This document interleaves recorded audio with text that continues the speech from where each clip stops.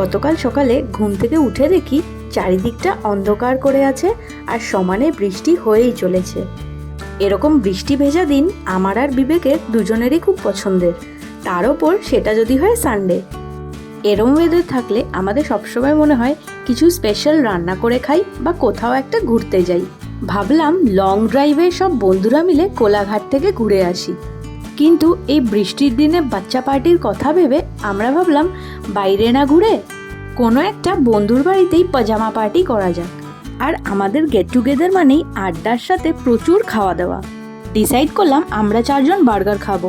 আর সেটা শুনেই সায়ন্তন আমাদের বলছে যে এত বড় নাকি একটা ডাবল ডেকার চিকেন বার্গার পাওয়া যায়, যেটা নাকি আমরা এক বাইটে খেতে পারবো না। যাই হোক, ফাইনালি আমরা সায়ন্তনের রেকমেন্ড করা বার্গারটাই কিনলাম আর বাকি 2 জন চিকেন বিরিয়ানি খেলো। কিন্তু ওইটুকু খাবারে আমাদের কারোরই পেট ভরলো না, তাই আবার অর্ডার করে ফেললাম chicken pizza, choco lava, red velvet আর বাটারস্কচ মুজ।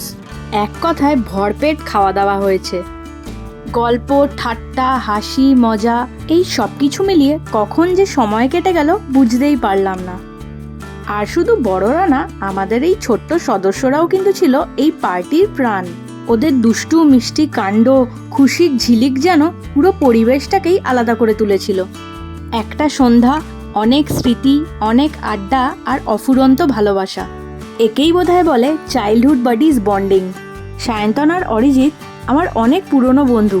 ওদের সাথে বন্ধুত্ব কিভাবে হলো সেই গল্পটা তোমাদের অন্য কোনো দিন শোনাবো।